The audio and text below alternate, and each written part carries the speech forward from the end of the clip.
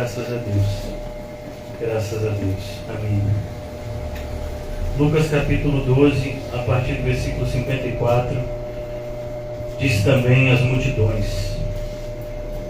Muitas Bíblias têm o subtítulo Sinal dos Tempos. E Jesus está agora concluindo tudo aquilo que foi dito aqui no capítulo 12 como uma espécie de ciclo. Ele inicia, e eu quero trazer isso já para vocês, ele inicia esse capítulo 12, como todos nós já estamos familiarizados, já alguns encontros temos meditado nesse capítulo 12. Jesus inicia esse capítulo 12 diante de milhares de pessoas que se aglomeravam para segui-lo, querendo de alguma forma estar perto dele, ouvi-lo, usufruir da sua companhia, pois sempre saía poder quando ele estava. E começa o capítulo 12 dessa forma: posto que milhares de pessoas se aglomeraram a ponto de uns aos outros se atropelarem, passou Jesus a dizer, antes de tudo, aos seus discípulos: acautelai-vos do fermento dos fariseus, que é a hipocrisia. Então Jesus nos alerta que diante do crescimento da igreja é natural que haja hipocrisia, e que nós, como verdadeiros discípulos, temos que ter muito cuidado, para que não sejamos influenciados por nenhum sentimento hipócrita. E o que seria o sentimento hipócrita? É você querer aparentar algo que você não é. É você se fingir de algo que você não é. É você tentar transmitir uma espiritualidade que você não possui, demonstrar uma confiança em Deus que você não tem. Isso é hipocrisia. Era o que os fariseus tinham. E Jesus pede que os discípulos dele tenham bastante cuidado para que não fossem influenciados com esse tipo de comportamento que muitas vezes se torna natural na nossa vida, uma vez que vivemos em um ambiente onde as pessoas se preocupam muito mais com os fins do que com os meios. É muito comum nós, se não repetirmos, mas termos na nossa mente que os fins justificam os meios. No cristianismo, não. No cristianismo, são os meios que irão determinar o fim.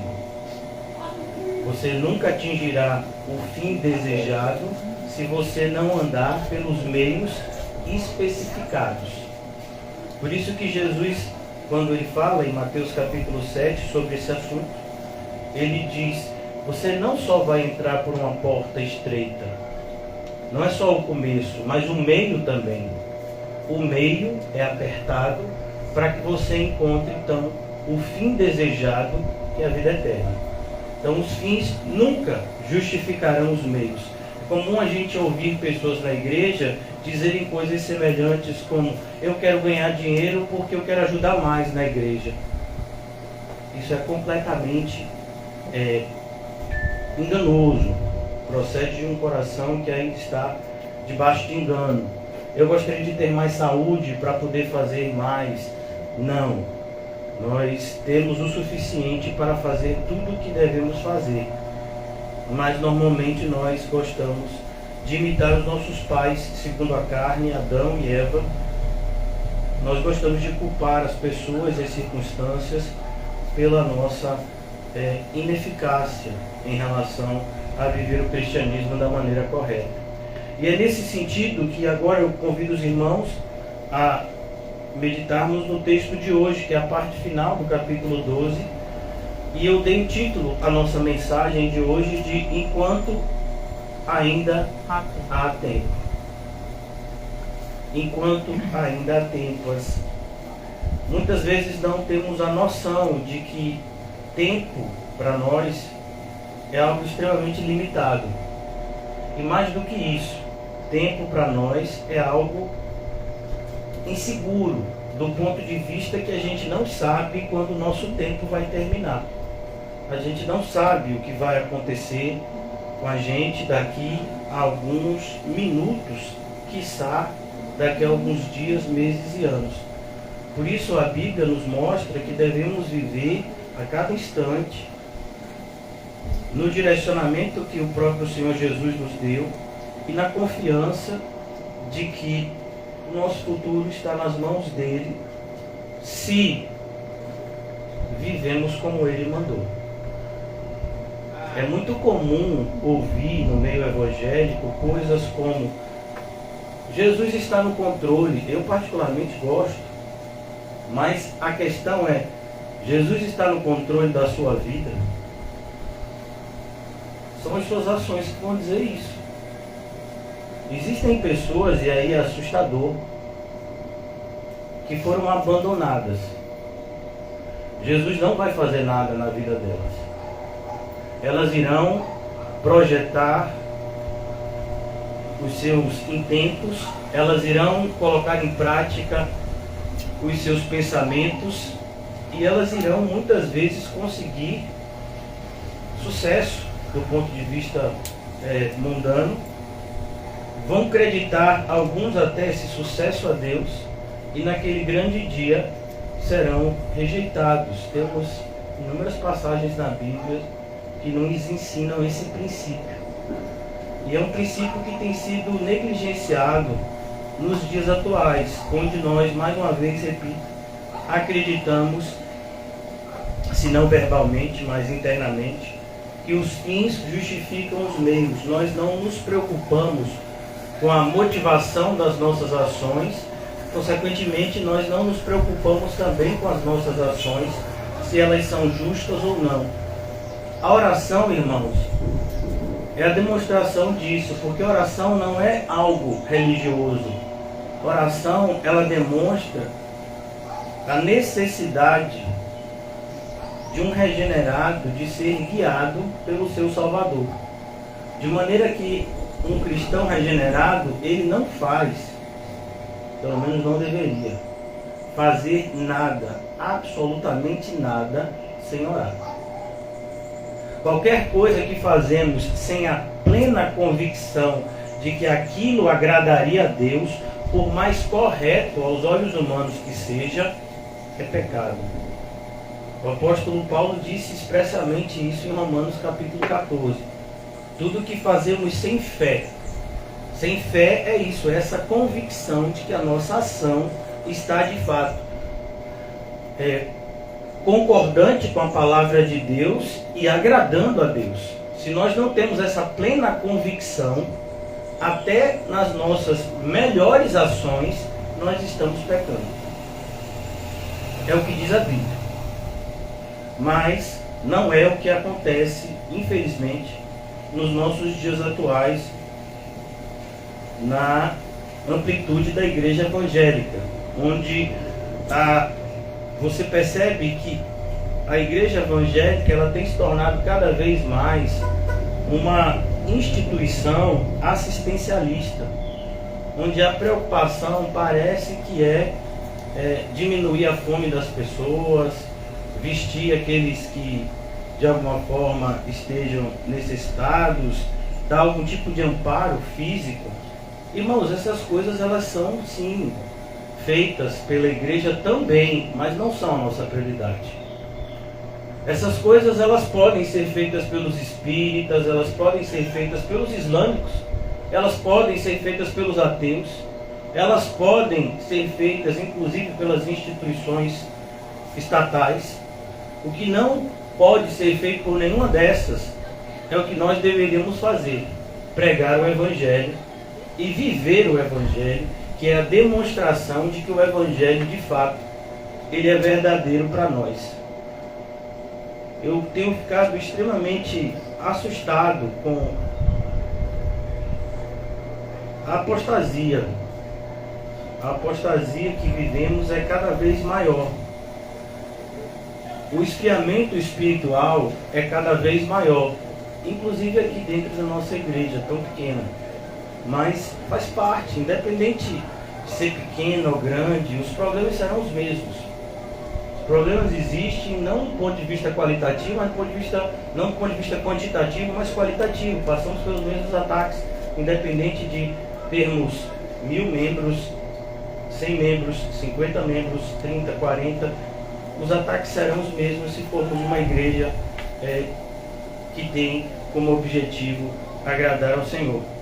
Então é nesse propósito que Jesus se volta, e olhe como termina o capítulo 54.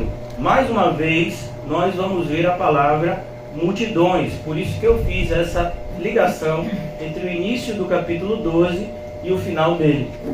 No início do capítulo 12, Jesus está sendo seguido por milhares de pessoas. É isso que significa a expressão miríades. Aqui, agora, Lucas usa o adjetivo, multidões, para dizer de uma grande quantidade que seguia Jesus, e ele então se direcionou para essa multidão. Quando vedes aparecer uma nuvem no poente, logo dizes que vem chuva, e assim acontece. E quando vedes soprar o vento sul, dizeis que haverá calor, e assim acontece.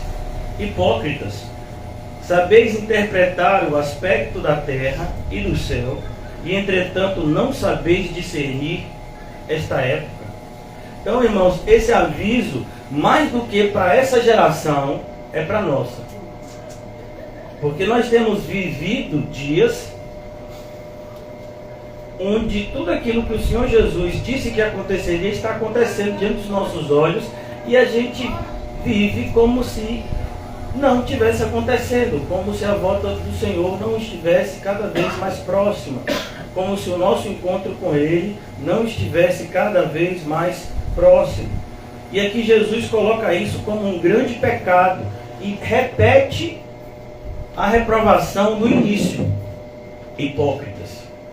A ideia de você falar algo, você, como eu disse aos irmãos, você entra na internet, você entra numa mídia social, você senta num grupo de evangélicos para conversar, e é comum surgir expressões como Jesus está voltando. Mas depois a pessoa volta para a vida dela para viver como se nada daquilo que ela falou de fato fosse importante, fosse ser levado a sério. É mais ou menos, vou pegar um exemplo, eu vou puxar mais um pouco para cá, tentar fugir, porque o reflexo do carro está batendo no meu olho, mas acho que piorou. É como se a gente, aqui no nosso país, nós temos algo que se chama imposto de renda. E as pessoas que têm uma faixa etária de renda, elas precisam declarar isso. E todo ano precisa ser feito isso. E todo ano você tem uma data específica. É como se você tivesse essa data específica se aproximando. Está chegando a data de eu fazer isso. E você não se posiciona, você não faz nada.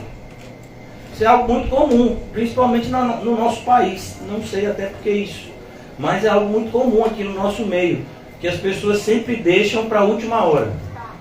Então vamos imaginar que tem, a gente já viu isso aqui, uma campanha de vacinação durante o mês de maio, que se inicia hoje, Nós estamos no dia 1º de maio. Estou dizendo que está acontecendo isso não, viu, irmãos? É uma conjectura. Então vamos imaginar que no mês de maio tem uma campanha de vacinação. Você acha que as pessoas vão no começo de maio ou no final de maio? Aí na última semana de maio aparecem os noticiários, os jornais vão começar a dizer: olhe, nós estamos na última semana de vacinação e os órgãos competentes disseram que a vinda de pessoas aos postos foi muito pequena. Aí você vai ver filas enormes. Ele vai dizer: olha aqui, como esse governo não presta. Então, para cá, eu vim me vacinar e tem uma fila, não sei quantos quilômetros. Por que você não foi no começo? Você não já sabia? E Jesus está dizendo algo aqui muito semelhante, só que é algo muito mais sério, porque Jesus está falando salvação eterna ou condenação eterna. E ele está dizendo: vocês não estão olhando para os sinais dos tempos, vocês não estão prestando atenção no que está acontecendo. Por mais que nós sejamos pessoas completamente alienadas da nossa sociedade, você conversa com uma criança de 11, 12 anos, ela sabe que está tendo guerra na Ucrânia. Você conversa com uma criança, ela sabe que as coisas aumentaram, porque o pai e a mãe dela já falou para ela que não dá mais para comprar determinadas coisas ou para fazer determinadas coisas, porque os preços subiram. Então, até as crianças, elas percebem a mudança que ocorre ao nosso redor. Mas nós, muitas vezes, preferimos fazer como um avestruz. Vocês não sabem o que a avestruz faz quando ela está com medo? A avestruz é aquele pássaro enorme. Quando ele está com medo, aquele pássaro tem o pescoço bem grandão, ele cava um buraco no chão e esconde a cabeça. Agora veja, o corpo todo lá de fora. Mas ela faz isso, porque ela acha que se a cabeça dela está protegida, ela está segura. Não, ela está insegura, o corpo está do lado de fora. E tem muitos cristãos que têm feito isso. Eles simplesmente escolhem não ver. Não ver o que, pastor? E eu vou agora parar um pouco para a gente falar sobre esses sinais que Jesus está falando aqui. E eu poderia fazer isso em Mateus, em Marcos, mas eu vou fazer no próprio Evangelho de Lucas. Se Deus permitir, concluirmos a nossa jornada no Evangelho de Lucas, a gente vai passar por essa parte de novo. Mas hoje eu gostaria de passar só no sentido da gente entender o que Jesus está falando, que tipo de sinal. Se Deus permitir, no futuro faremos isso de maneira mais pormenorizada. Lucas 21 é onde nós encontramos no Evangelho de Lucas o que nós diríamos, né, numa linguagem teológica, o sermão escatológico. Ou seja, o sermão em que Jesus pregou sobre os sinais do fim. Escatologia é justamente essa parte da teologia, do estudo da revelação de Deus, que fala de como serão, o que acontecerá no fim dos tempos. Pois a Bíblia nos apresenta uma história retilínea, diferente do que a gente ouve na nossa sociedade, que o mundo anda em círculos. A Bíblia não nos conta dessa forma. A Bíblia diz que nós estamos vivendo numa reta, onde tem princípio, meio e fim. Nós estamos caminhando para um fim. O mundo tenta convencer a mim e a você que nós estamos em um ciclo, né? Não, nós não estamos. Pelo menos é o que ensina a Bíblia. Versículo 7 de Mateus 21. Perguntaram, mestre, quando sucederá isto? Que sinal? Olha o sinal que Jesus agora vai falar e que ele se referia justamente lá em em Lucas capítulo 12. Que sinal haverá de quando estas coisas estiverem para se cumprir? No capítulo 12, que nós lemos, no versículo 54 em diante, Jesus está falando dos sinais do Antigo Testamento que diziam como seria a vinda do Messias. E todos esses sinais, todas essas profecias se cumpriram em Cristo. Ele tem que ser descendente de Davi, ele nasceu em Belém. Ele vai vir do Egito. No seu nascimento, seu pai foge para o Egito e depois volta para a região de Israel. Ele vai começar o seu ministério na região da Galileia, e assim se fez. Tudo que foi predito na vida de Jesus, desde antes do seu nascimento, vida, morte e ressurreição, já estava predito pelos profetas do Antigo Testamento. E tudo isso se cumpriu. E Jesus então se volta para essa geração incrédula e diz, olhe, vocês não prestaram atenção nos sinais? Quando Jesus vai responder a um momento de crise de fé, por assim dizer, de João Batista, ele usa justamente esses sinais. João faz essa pergunta, Jesus é mesmo o Messias ou temos que esperar outro? João Batista está preso no cárcere a mando de Herodes e ele não está entendendo muito bem, pois ele achava que Jesus viria e iria depor Herodes, expulsar os romanos e trazer um reinado diferente do que de fato ele veio fazer. E Jesus vai e diz, manda avisar João que os coxos andam, que os cegos estão sendo curados, e ele vai dizendo e que o evangelho está sendo pregado aos pobres. Por que manda dizer a João? Porque João entenderia que esses sinais seriam a testificação de que ele é o Cristo, e de que de fato Cristo chegou e que sua obra seria consumada. Aqui também Jesus está agora nos mostrando, pois como os judeus crentes do Antigo Testamento esperavam a vinda de Cristo, a primeira, nós, igreja, esperamos a segunda. O momento que nós nos encontraremos. Então, de certa forma, os sinais que nós esperamos são outros. Por isso que Jesus nos deixou esse sermão. Que sinais são esses? Versículo 8.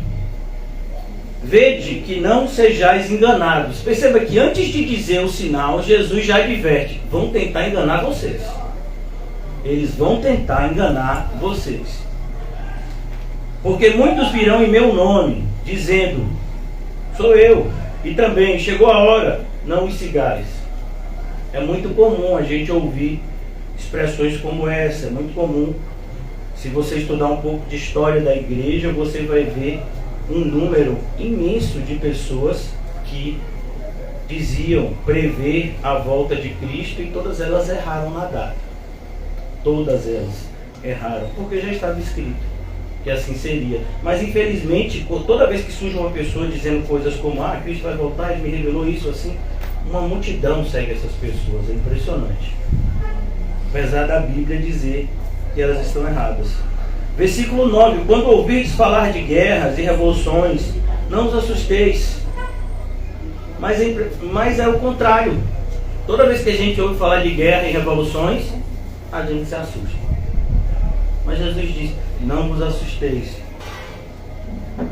Pois é necessário que primeiro aconteçam essas coisas, mas o fim não será logo. Perceba, antes, muito antes de qualquer das guerras da nossa geração, nós tivemos grandes guerras no passado. A Segunda Guerra Mundial foi a maior de todas. E ela terminou com a explosão de 2 bombas atômicas. E muitas pessoas achavam que aquela época seria a época do fim. Não foi. Elas erraram também. Então, versículo 10, lhe disse: levantar-se-á, nação contra nação, reino contra reino. Haverá grandes terremotos, epidemias. O Covid é um acaso? A epidemia de sarampo, que estão dizendo que voltou, é por acaso?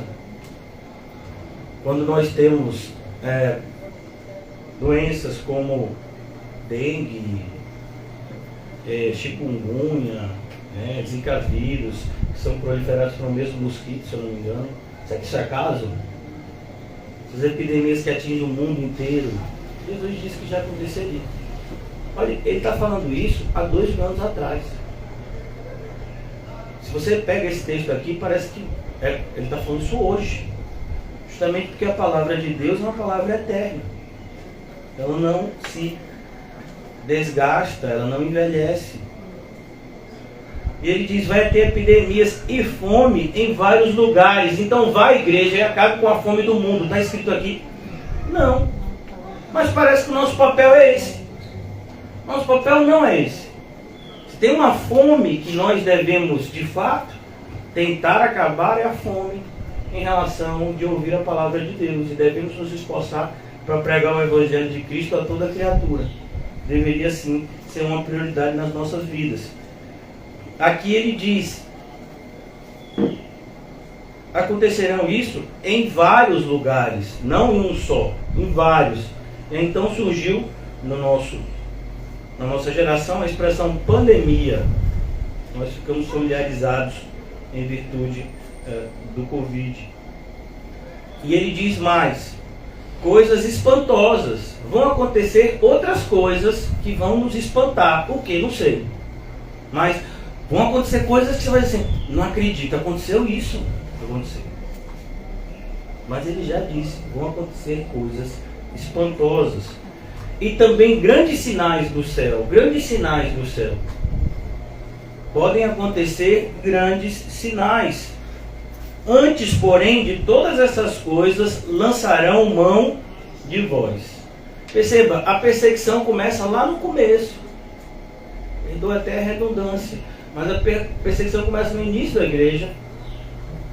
Nós já temos, nos primeiros anos da igreja, um diácono sendo assassinado, como foi o caso de Estevão.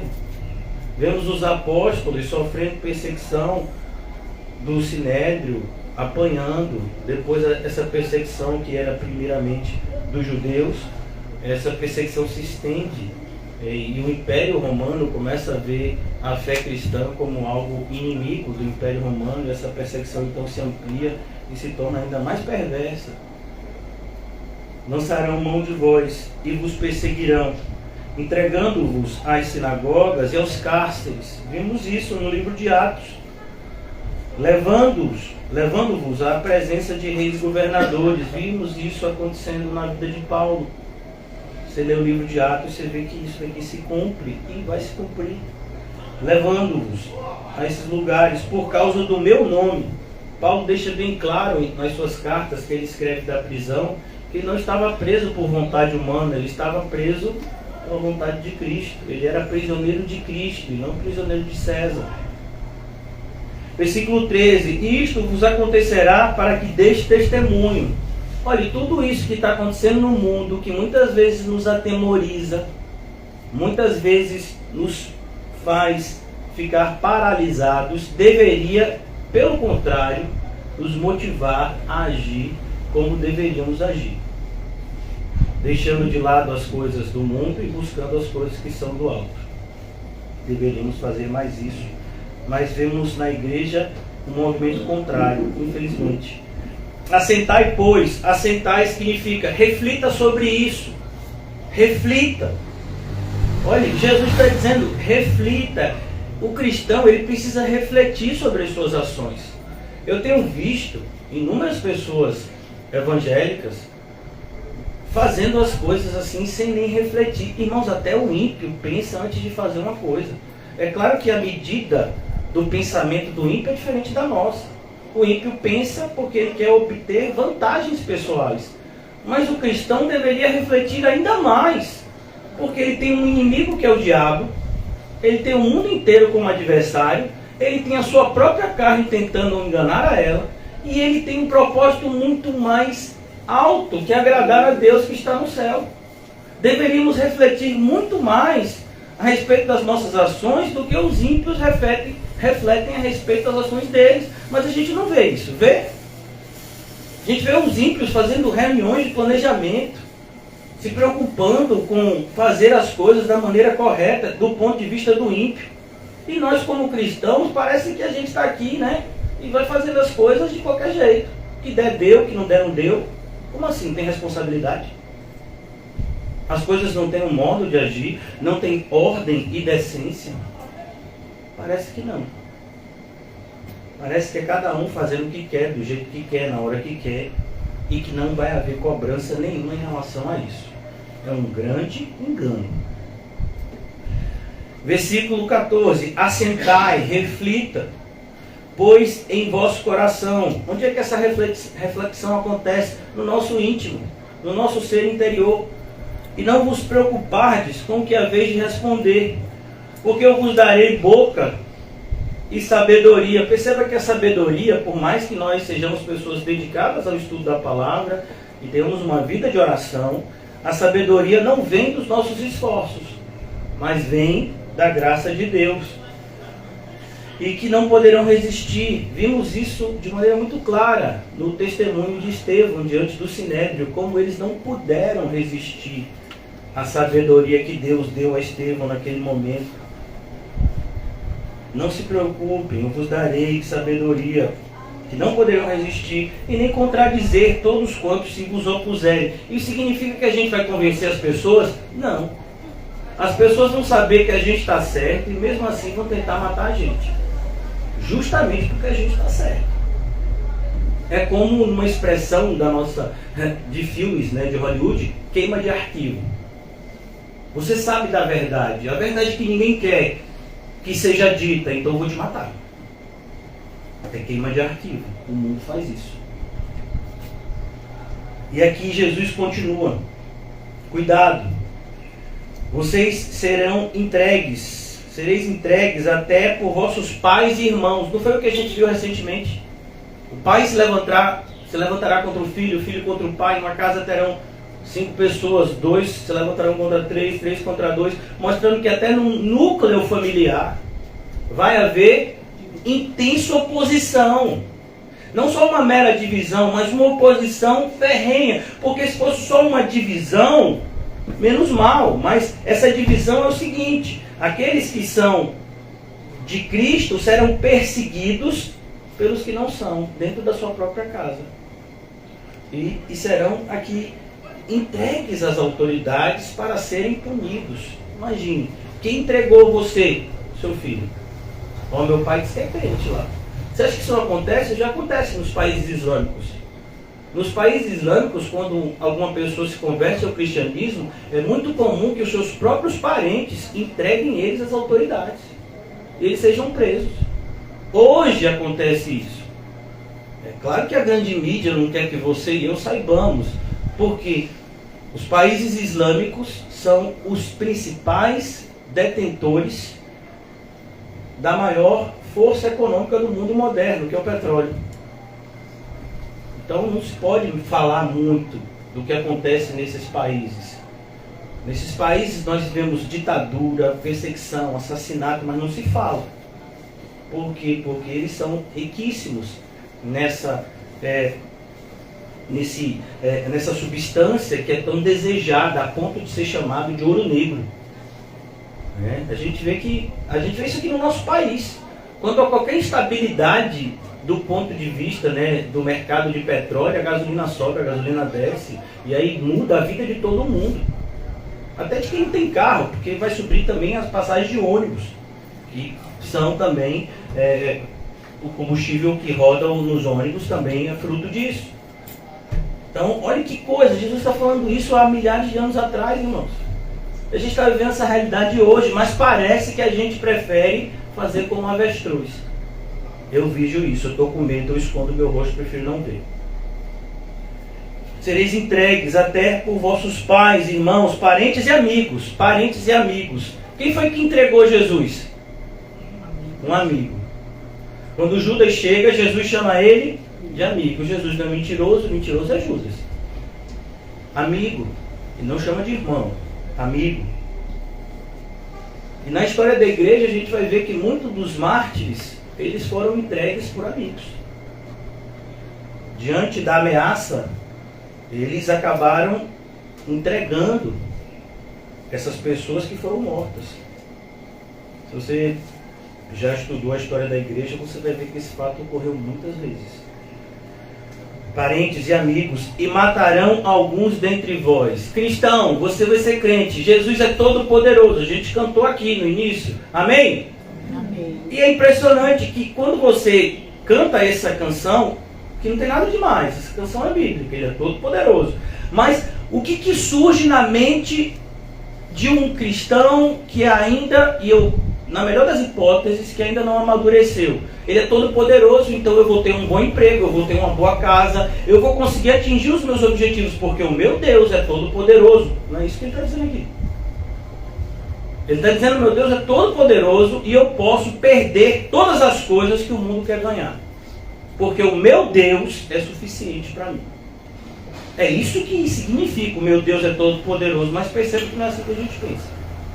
Normalmente quando a gente canta essa canção, a gente pensa em problemas que a gente está passando e a gente pensa em superar esses problemas como o ímpio pensa. Quando o ímpio está doente, ele quer continuar doente? Não, ele quer ser curado da doença.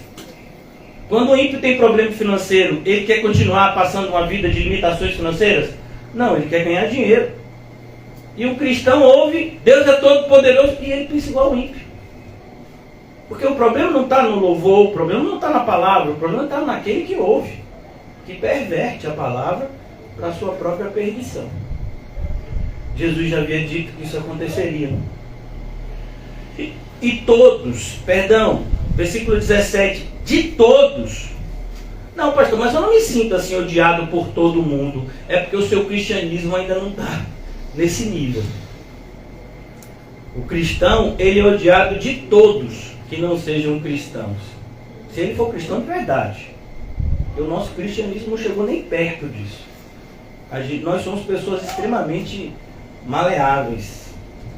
Nós somos pessoas muito parecidas com um personagem que teve um destino muito triste no livro O Peregrino, que é flexível. A nossa flexibilidade. Às vezes a gente tem posturas assim em relação a uma coisa e diante de uma situação que para a gente é conveniente, a gente abre mão, né? de todos sereis odiados por causa do meu nome. Então, se a gente estiver de fato carregando o nome de Cristo, é assim que vai acontecer. Pastor, o que significa carregar o nome de Cristo? Significa andar como ele andou. Você tem andado como ele andou? Aí é carregar o nome de Cristo. Verão Cristo em você e odiarão você por isso. Contudo, não se perderá um só fio de cabelo da vossa cabeça. Olha como Jesus, ao mesmo tempo que fala das dificuldades, ele fala do poder que nos acompanha nas dificuldades. Quando estamos vivendo da forma que ele mandou. Importante isso, entender isso. Quando estamos vivendo da forma que ele mandou, não quando estamos vivendo segundo os nossos próprios intentos. Quando nós estamos vivendo da forma que Cristo mandou, ele diz, essa promessa para aqueles que são seus, não se perderá um só fio de cabelo da vossa cabeça. Nós lemos o livro de Atos, vemos isso na Bíblia. Quantas vezes tentaram matar o apóstolo Paulo? 40 homens se reuniram, fizeram um juramento de não comerem, enquanto o apóstolo Paulo não estivesse morto. Vocês já leram isso em Atos. E de repente, por acaso, existe acaso? Na Bíblia não. Mas o sobrinho de Paulo está passando exatamente no lugar que está tendo a reunião. Imagine. Uma cidade tão grande como era a cidade de Jerusalém. E ele está passando e ele ouve. E ele vai avisar ao seu tio, que manda avisar. Aí a gente sabe que Paulo tem família, porque parece que Paulo nem tem família, mas ele tem família sanguínea. E aí vai avisar, e Paulo diz, avisa o chefe aí da prisão. E aí ele sabia que era a responsabilidade dele, a segurança do preso, ainda mais que Paulo era romano. E aí ele manda chamar os soldados, os lanceiros, e transfere Paulo para outro local, né, que é Cesareia, onde ele estaria mais seguro. Mas aqueles homens queriam matar o apóstolo Paulo e fizeram um juramento. Depois a gente já tinha visto que o apóstolo Paulo tentava matar ele apedrejado. Várias vezes pensavam. Paulo chega a dizer, eu passei perigo em todo lugar que você imaginar. Eu passei perigo no mar, eu passei perigo na terra. Quando eu estava na cidade, eu estava sofrendo perigo. Quando eu ia para um deserto, também queriam me pegar lá. Todo lugar que você imaginar, estava passando perigo. No começo do ministério do apóstolo Paulo, o rei da cidade, que ele estava evangelizando, disse, não aguento mais esse camarada, vou matar ele. E como foi que ele fugiu? No muro da cidade, que as cidades eram, uma cidade era diferente da gente hoje. A definição de cidade hoje é diferente da antiguidade. Então a cidade antigamente era um lugar que era cercado por muros. E que existiam inclusive casas construídas nos próprios muros. E aquilo era a cidade, porque quando vinha qualquer ataque, as pessoas da circunvizinhança, elas entravam no muro e ficavam ali protegidos dos inimigos. Então a cidade, do ponto de vista do Antigo Testamento, sempre tem a ideia de muros. Então o apóstolo Paulo de noite foi descido num cesto grande do muro para que não matassem ele, mas já queriam matar ele desde o começo, porque ele começou pregando a verdade. Aí a gente quer ser cristão e quando tem qualquer perseguição, a gente joga a toalha. Rapaz, tá difícil demais, eu vou dar um tempo nisso, não estou mais me sentindo assim preparado. E quando é que você vai dar? A preparação não é antes, é durante a caminhada. Contudo, não se perderá um só fio da cabeça de vocês. É na vossa perseverança, olha essa palavra que a gente se esquece tantas vezes, perseverança. Tem que perseverar. Pastor, eu tenho 10 anos de cristão, só? Não está me dizendo nada. Tem que ser, tem 70, 80 anos de cristão, você tem que ser cristão até o último segundo da sua vida. Porque se você foi 80 anos cristão e no último dia da sua vida você questionou a sua fé, você foi para o inferno. Sua fé nunca foi verdadeira. Porque uma evidência da fé verdadeira é que ela persevera até o fim. É na vossa perseverança que ganhareis a vossa alma. E a expressão mais correta seria: na vossa perseverança que a sua alma, de fato, evidenciará se ela foi ganha por Cristo, se ela foi salva ou não. Porque a perseverança é uma marca indelével, é uma marca que não se pode apagar do verdadeiro cristão. O Espírito que nele habita não permitirá que ele desista, muito pelo contrário, vai sempre levá-lo a seguir, por mais difícil que seja. Versículo 20, Jesus vai falar aqui do que vai acontecer com Jerusalém. Versículo 25, Jesus diz: haverá mais sinais, haverá sinais no sol, na lua, nas estrelas, sobre a terra, angústia entre as nações, em perplexidade por causa do bramido do mar e das ondas. Vocês se esqueceram quantas vezes nós tivemos catástrofes, como aquelas ondas imensas que chegam ao litoral, né, e que trazem grande destruição. E no nosso país não acontece.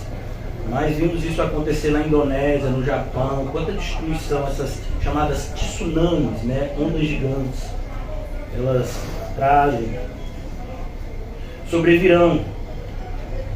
Poderes do céu serão abalados. Então se verá o Filho do Homem vindo numa nuvem, com poder e grande glória. Ora, ao começarem estas coisas a suceder, perceba, Jesus está dizendo, ao começarem essas coisas a suceder. Eu quero que você entenda a conexão entre esse texto que estamos lendo e o texto que nós estamos fazendo o estudo hoje, que é Lucas 12. Jesus está falando aqui no versículo 28 qual deve ser a nossa reação diante desse cenário. Ao começarem essas coisas a suceder, exultai. Alguém ficou exultante na pandemia ou se desesperou? A igreja disse que não podia nem funcionar. Fecha a igreja, todo mundo para casa, embaixo do colchão, dentro de uma piscina de álcool em gel. É isso. Quer dizer que Jesus é todo poderoso, mas na pandemia quem é todo poderoso são as organizações de saúde. Não entendi. Você percebe como essas pessoas são hipócritas? Me perdoe até se estou ofendendo alguém, mas é para o seu próprio bem. Ora, ao começarem essas coisas a suceder, exultai. Mas o cenário é o mais adverso e eu vou ficar exultante. E o verbo exultar, irmãos, não é só alegre não, viu? Exultar significa grande alegria. Que grande alegria é essa? Você vai lá para Apocalipse 22, e Apocalipse 22 diz: Maranata, Maranata, ora vem. Sim, se esses sinais testificam que a volta de Jesus se aproxima, eu vou ficar triste ou feliz? Eu vou ficar triste ou feliz? E por que a gente fica triste? E por que a gente se desespera? E por que a nossa reação é completamente oposta ao que a Bíblia diz? Porque a nossa motivação está sendo errada. Se a minha motivação é agradar a Cristo, então, irmãos, eu posso passar fome, eu posso ficar doente, eu posso perder entes queridos, eu posso passar por coisas extremamente dolorosas aqui nessa terra, porque a minha motivação é agradar o Senhor. Então, meu coração está nele, é por ele que eu faço todas as coisas. Mas a gente percebe que a motivação dos crentes não tem sido essa. A motivação dos crentes tem sido esperar de Cristo só nessa vida. A maioria dos cristãos, eles entendem que Cristo é muito mais um serviçal do que um Senhor. E a gente vê isso nas orações. Parece que é a gente que está dando ordem para Cristo, quando era a gente que devia estar sendo ordenado por Cristo. Ora, ao começarem estas coisas a suceder, exultai e erguei a vossa cabeça. Não é para esconder a cabeça como avestruz, não. erguei a vossa cabeça. Porque a ideia é que está todo mundo com medo. No mundo que vive com medo, a igreja tem que ser aqueles que demonstram coragem. Por isso que foi um absurdo o posicionamento da maioria das igrejas evangélicas e dos evangélicos de se esconderem no cenário da pandemia. Era nossa obrigação demonstrar coragem. Agora que já passou, parece um bocado. Já estou vacinado, já fiz isso, já fiz aquilo, agora voltei para a igreja. Você acha que Jesus esqueceu? O que você fez? Você acha que está tudo tranquilo? Então é porque você nunca se arrependeu. Porque se você se arrependeu, você não ia se esquecer de que você negou a Jesus. O posicionamento da igreja, se você é um verdadeiro crente, eu quero pensar que seja, quem saiu da igreja no cenário da pandemia foi a mesma coisa que Pedro fez de negar Jesus 3 vezes quando Jesus foi preso. E você acha que Pedro esqueceu aquilo? Voltou para a reunião dos discípulos como se ele fosse um discípulo como os outros? Não, a ponto de Jesus ter que dizer, avisa aos discípulos e a Pedro, porque se aquelas mulheres chegassem ali dizendo, olha, Jesus mandou os discípulos se encontrarem com ele ali, Pedro não ia. Pedro não se achava nem digno. Mas aqui na igreja parece que o errado é o pastor que continuou pregando mesmo no cenário de pandemia. Pelo menos foi assim que muitos combateram. E aí que quando Pedro negou a Cristo e ele caiu em si, ele chorou amargamente. E ele nunca se esqueceu de que ele traiu Jesus.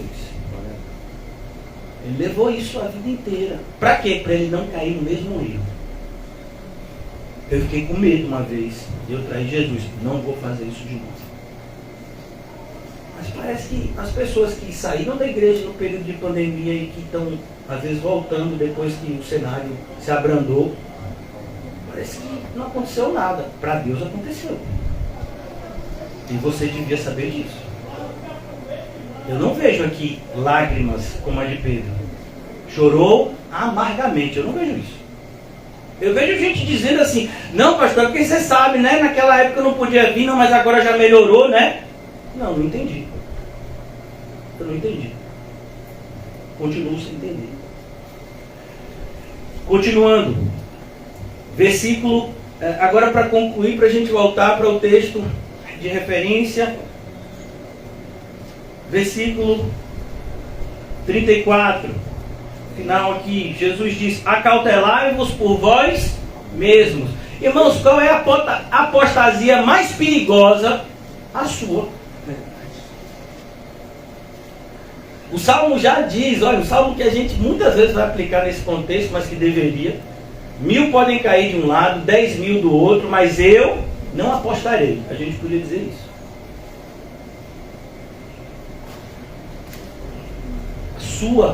Como está a sua vida espiritual? A sua vida espiritual.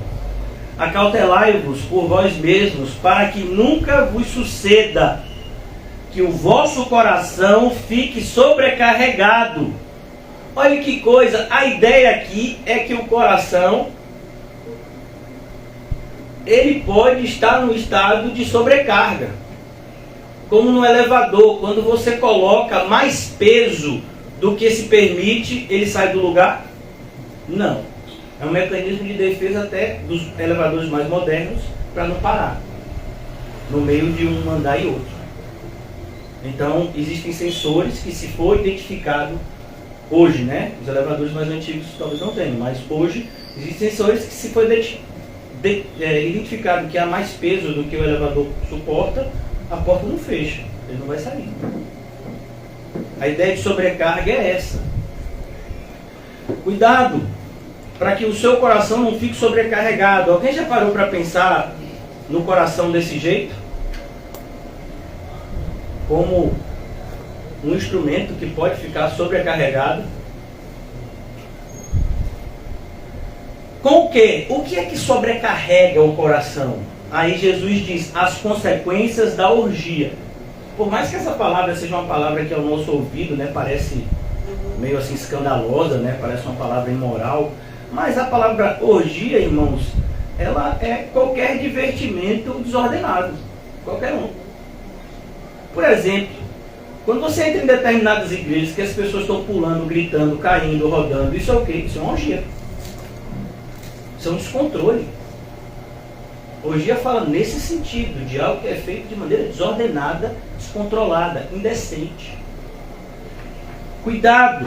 As consequências da orgia, da embriaguez. O que é embriaguez? Embriaguez não é só o fato de eu consumir uma bebida alcoólica ou de eu usar determinada substância química.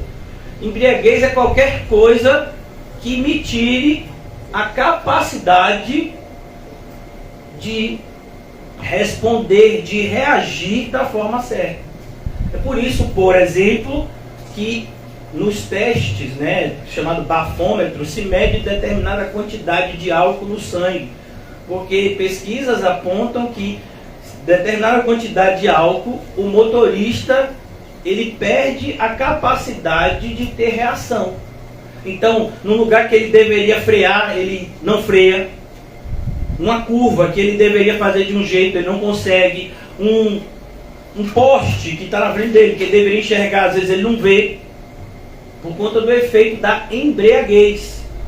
Faz com que você não consiga reagir da maneira correta. E existem vários outros sentimentos que nos embriagam. Um deles, a paixão. A gente vê jovens na igreja, principalmente, mas não só jovens, pessoas mais velhas também, é uma vergonha isso. Que se apaixonam e que ficam, sabe, perdido. Aí a pessoa está apaixonada, aí porque essa paixão não é correspondida? Nada de mal. Misericórdia. Estou de mal com Jesus. Porque a minha paixão não está apaixonada por mim também. É brincadeira. Tem gente que é apaixonada por cachorro, por bicho. Tem gente que tem sentimento, sabe, com carro, com casa. Então, é tudo que te embriague. Tudo que tire o seu senso daquilo que é certo e o que é errado. É uma embriaguez. Você vai ver que todo bêbado é mentiroso. É isso, ele está embriagado, ele perdeu o senso. Perdeu o senso até do ridículo. Ele está andando todo torto, mas ele não enxerga que ele está andando todo torto. Eu e você estamos vendo com uma vergonha o comportamento de determinados cristãos que andam todo torto e nem percebem, mas estão envergonhando a igreja. E ele diz, e agora? Essa é a parte que pega aqui quase todo mundo. E as preocupações deste mundo. Tem alguém aqui que não está preocupado com as coisas deste mundo? Oh, Senhor Jesus. Pois é, isso sobrecarrega o coração. O que eu vou comer, o que eu vou pagar, o que eu não vou pagar, o que eu tenho que fazer, o que eu não vou fazer, do ponto de vista do mundo, tenho que levar o carro assim, tenho que botar crédito no meu negócio de passe, não tem? Como é? Cartão de ônibus? Cartão de transporte. Tenho que botar o crédito, cartão de transporte, porque eu vou pegar o transporte amanhã cedo e está zerado. A pessoa já está, ó. Mas hoje é feriado, e aí como é que eu vou fazer? Fala, Jeová. E o coração fica sobrecarregado. O coração que devia estar cheio de Cristo, está cheio de preocupações com as coisas do mundo. Aí depois a gente não sabe porque a gente está infrutífero. Depois a gente não sabe porque a nossa vida espiritual está cada vez mais longe da vida espiritual que deveríamos viver. É verdade. O padrão é a Bíblia. As preocupações deste mundo, meu Deus. As pessoas... 90%, e eu estou sendo bem positivo. 90% de tudo aquilo que a gente fala na igreja é preocupação com o mundo. E olha que a gente ainda está na igreja, imagine fora dela. Viu como é importante o momento de comunhão no final do culto? Eu fico prestando atenção no que as pessoas estão conversando. Oh, Senhor. Oh, Deus. Depois eu fico assim, rapaz, tudo terminou agora. Oh, Senhor Jesus. E aí ele diz, por que isso é tão perigoso? Para que aquele dia não venha sobre vós repentinamente. Percebeu a conexão com Lucas 12? Jesus está falando, cuidado, porque vai chegar um momento em que o tempo vai acabar para você. Nós deveríamos olhar para o relógio, irmãos, no sentido regressivo. Desde que a gente nasceu, o cronômetro foi iniciado. Não de maneira progressiva, porque a gente conta o tempo assim. Daqui a alguns dias eu faço 43 anos. Então, mas há 43 anos eu nasci. Aí você começa a contar 1 ano, 2 anos, 3 anos, 4 anos. Não.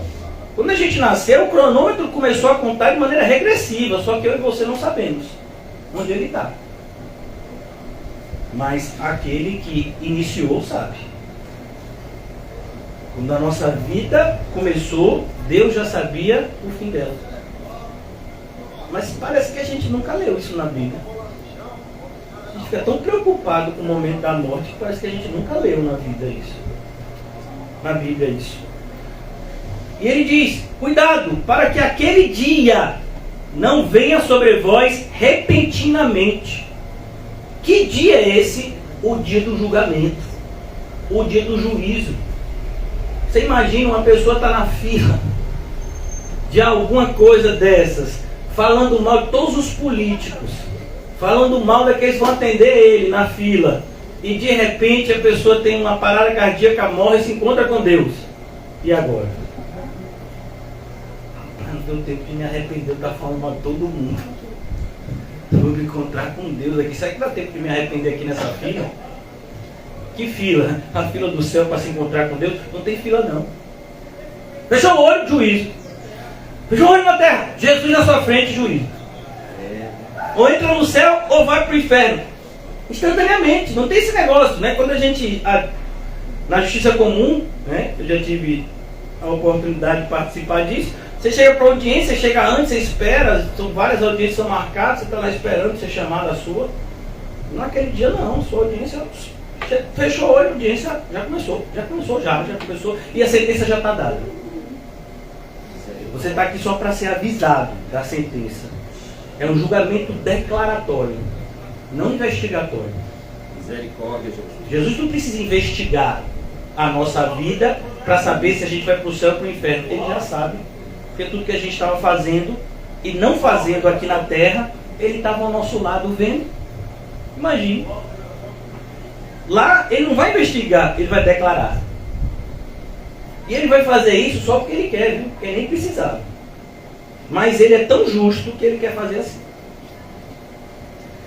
E ele diz, cuidado, para que não pegue você repentinamente, como um laço.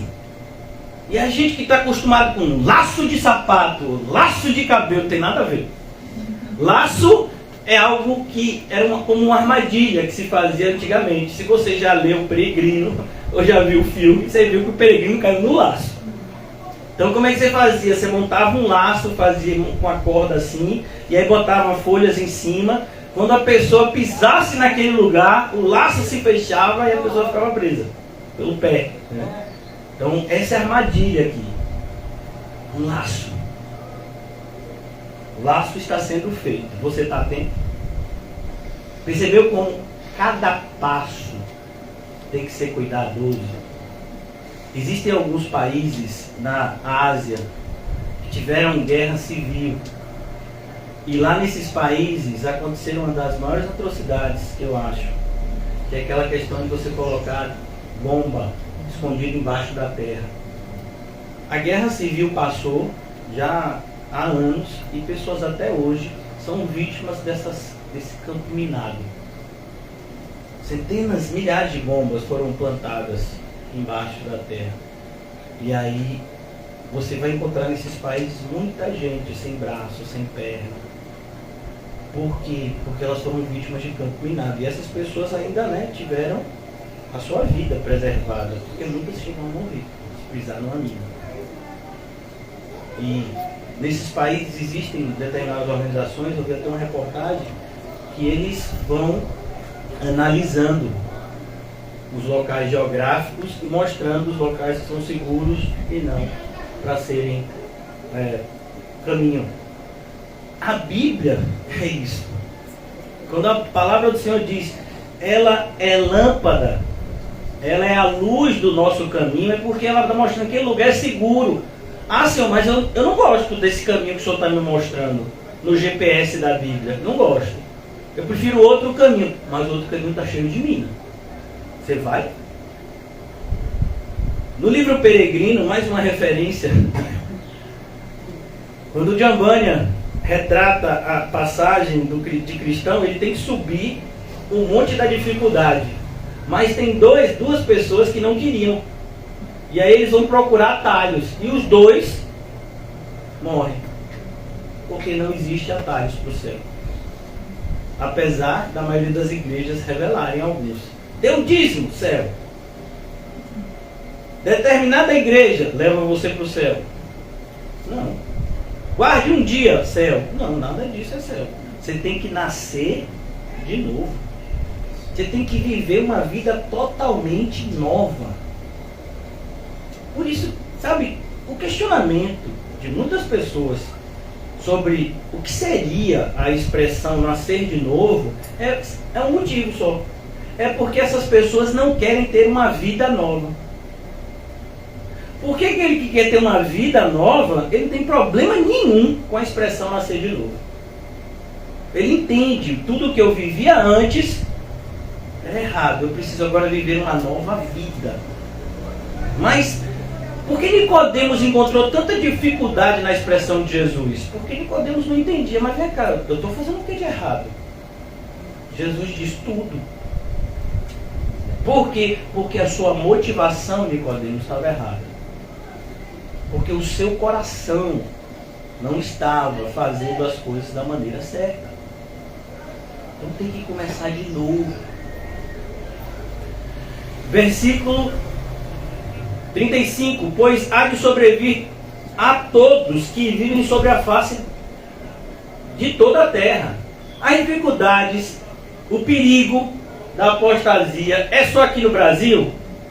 É só na China? É só nos países onde o evangelho é perseguido de maneira violenta? Não, em todo lugar. Olha, irmãos, são escândalos e mais escândalos de pastores, ex-pastores, que faziam determinadas coisas e hoje fazem coisas absurdas. Versículo 36. Vigiai, pois, a todo tempo. Vigiai no domingo? Vigiai no dia de culto? Vigiai a todo tempo. Até quando você estiver dormindo, vigie. Vigiai, pois, a todo tempo, orando. Percebeu como a palavra vigiar e orar, elas estão sempre juntos? Porque aquele que diz que vigia e não ora, é presunçoso. Aquele que diz que ora e não vigia, é negligente.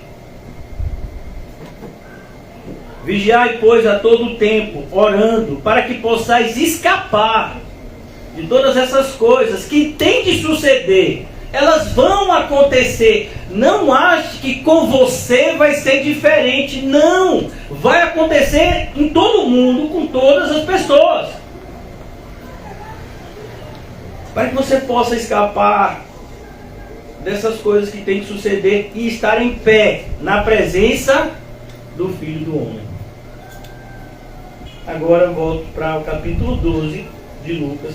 Eu tenho certeza que vocês agora já entenderam o que Jesus quis dizer quando falou aqui no versículo 54 do capítulo 12. Disse também às multidões: quando vedes aparecer uma nuvem no poente, logo dizeis que vem chuva, e assim acontece.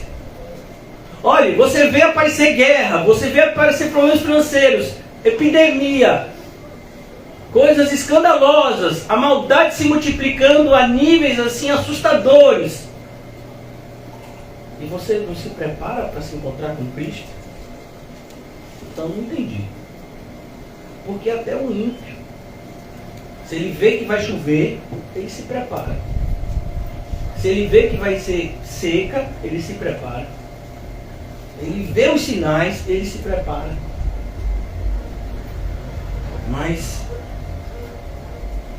em determinados locais, principalmente no Japão, onde a tecnologia é bastante avançada, eles colocam sensores em boias marítimas que ficam medindo as ondulações, justamente para prever quando um tsunami estiver vindo, para dar o aviso. Em todas as cidades costeiras eles têm sirenes nos locais, e quando aquela sirene toca, porque tem algum tsunami vindo, as pessoas então já sabem o que fazer, porque existe treinamento prévio, e elas vão para um lugar seguro para que possam se proteger.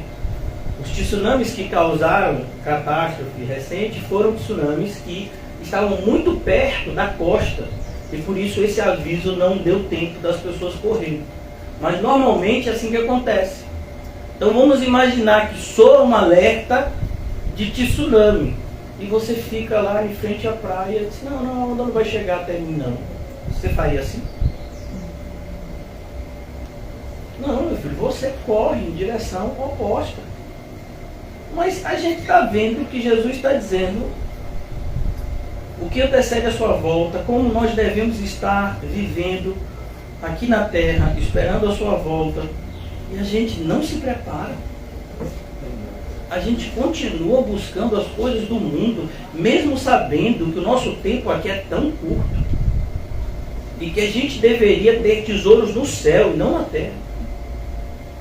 No capítulo 12, Jesus já tinha falado a respeito disso. Olha que coisa, irmãos. Versículo 33 do capítulo 12. O mesmo capítulo que a gente está aqui concluindo a exposição. Vendei os vossos bens e dai esmola. Fazei para vós outros bolsas que não se desgastem. As bolsas aqui seriam algo que a gente chamaria de carteira. Não é muito parecido. Não seria algo que a gente parecido com as bolsas das mulheres, ou com uma mochila. Não. Bolsa era onde se colocava o dinheiro. Era uma espécie de saco que se colocava o dinheiro. A gente vê muito isso nos filmes de época, nos desenhos bíblicos. Então, essa bolsa onde se colocava o dinheiro. Ele diz: olha, cuidado. Normalmente elas eram feitas de couro e se desgastavam com o tempo. Fazei para vós outros bolsas que não se desgastem, tesouro inextinguível nos céus, onde não chega o ladrão e nem a traça consome, porque onde está o vosso tesouro, aí estará o vosso coração. Aí a gente lê isso, sai da igreja. Qual é a primeira coisa que a gente vai buscar? Dinheiro. Ganhar dinheiro. Se preocupar em ganhá-lo. Parece que a gente estava fazendo Jesus de bobo. E você talvez ache que essa minha expressão é ofensiva, mas não, ela é bíblica. Gálatas 6 diz: não escarneça de Deus. Deus não se deixa escarnecer. Tudo que o homem plantar, o homem vai colher.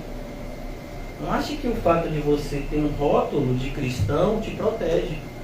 O rótulo de cristão é importante, mas mais importante é o que está dentro. Que bom que você é uma pessoa que as pessoas olham e vê logo que você é cristão, mas tem que ser cristão de verdade, não só na aparência. E aqui ele vai dizer, versículo 55, caminhando para a nossa conclusão: e quando vem de soprar o vento sul, dizeis que haverá calor, e assim acontece. Aí Jesus diz: está vendo? As pessoas se posicionam diante dos sinais naturais.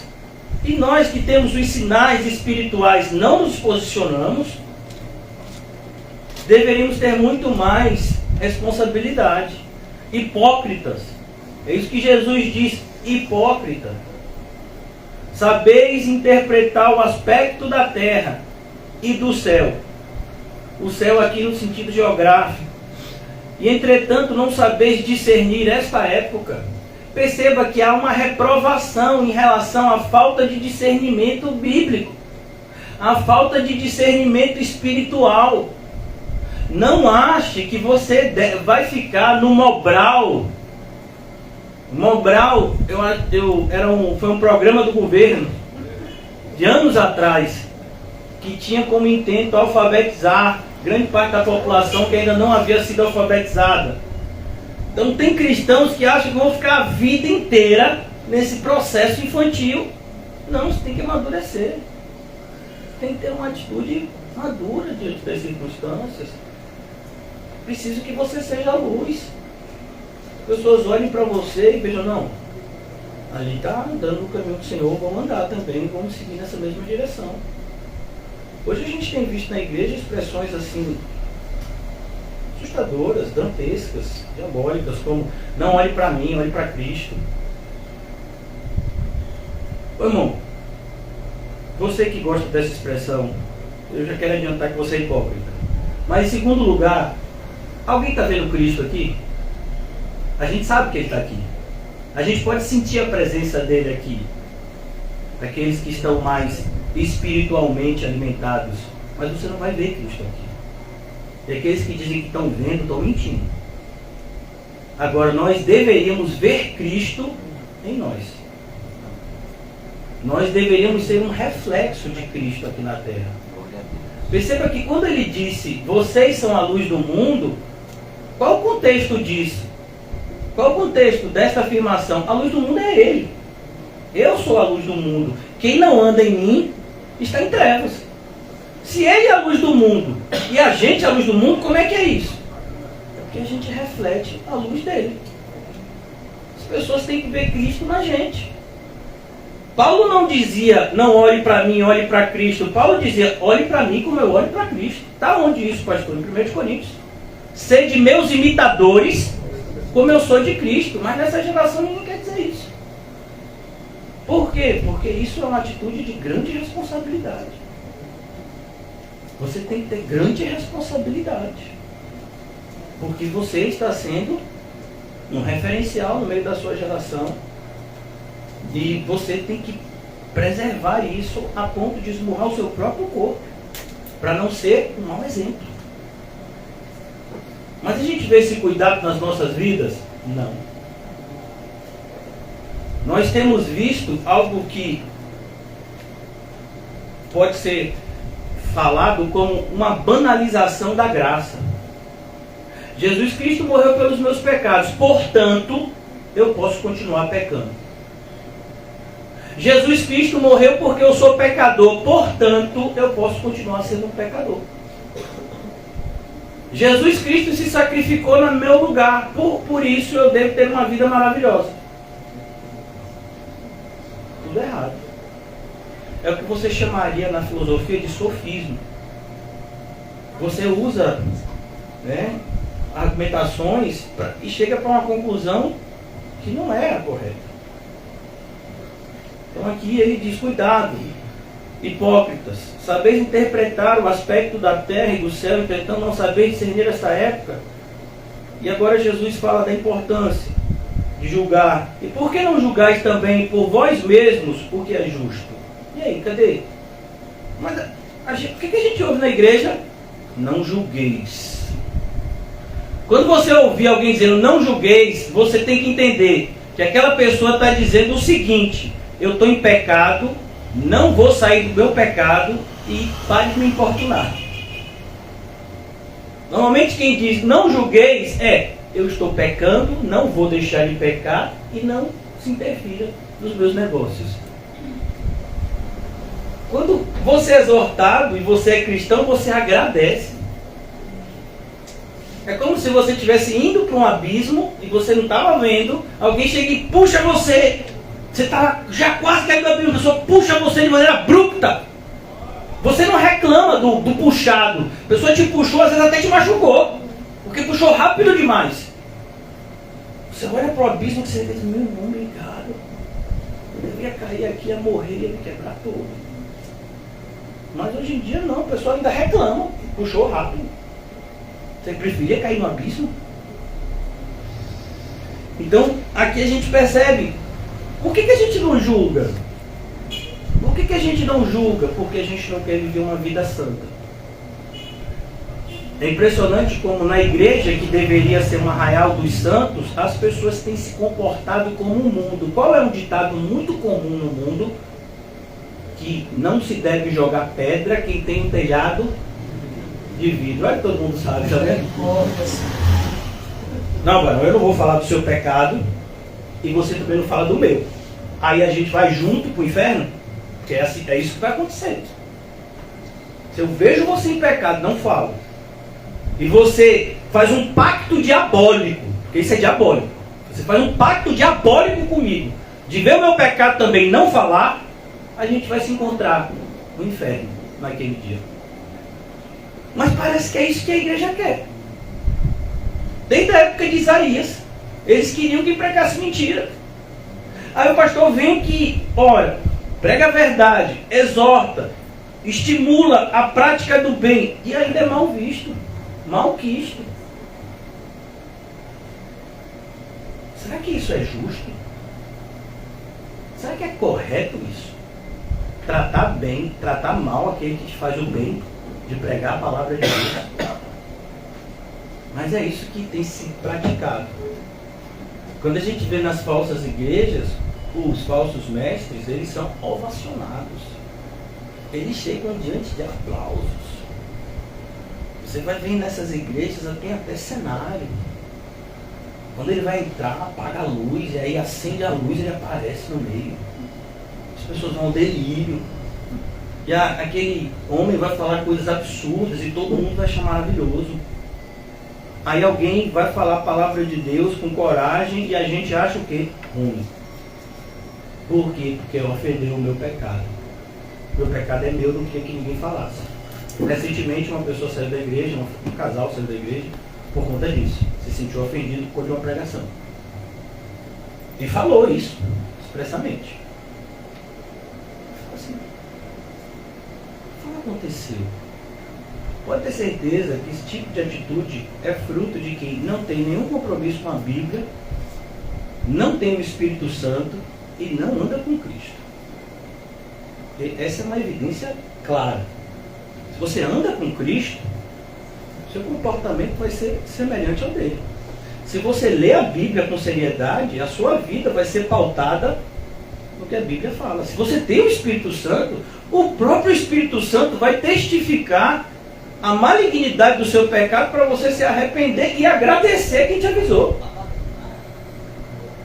Está tudo ao contrário. Na nossa geração, está tudo ao contrário.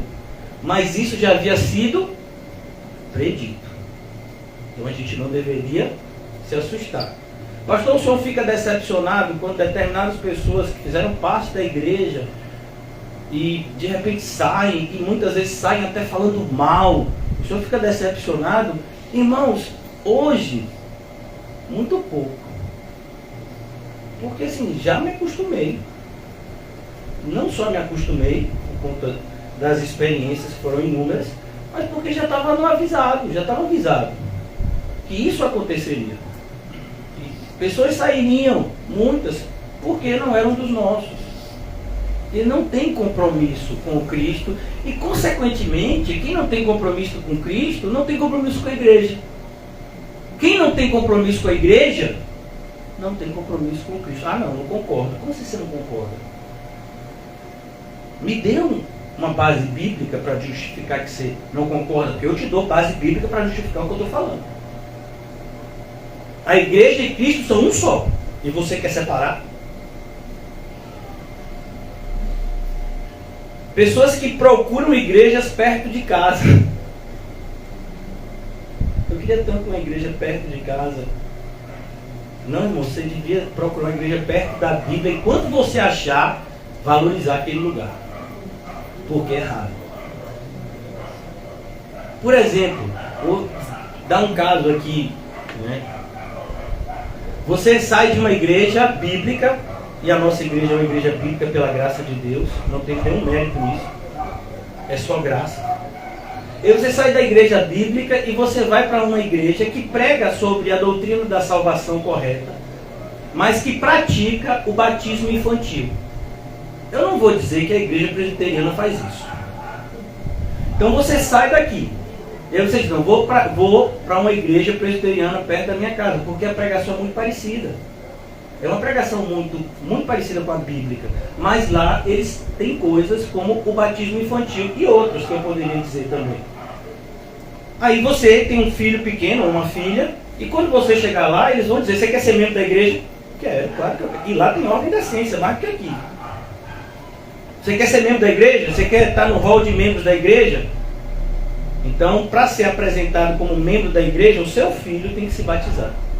Ah, mas eu não quero batizar meu filho, não acredito dessa forma. Então você vai ficar aqui como ouvinte, como convidado, mas não como membro. E aí a pessoa se satisfaz com isso. Por quê? Porque não tem compromisso nenhum com Cristo. Mas se alguém lhe contasse isso, você ia achar isso o quê? Natural. Ah, isso é tão normal. Normal? Quer dizer que tem agora heresia pequena e heresia grande? Não sabia disso. Também é novidade. Mas a gente tem se adaptado à nossa geração. Quando na verdade tinha que ser o contrário. Não vos conformeis a este século, mas transformai-vos. Mas a gente se adapta.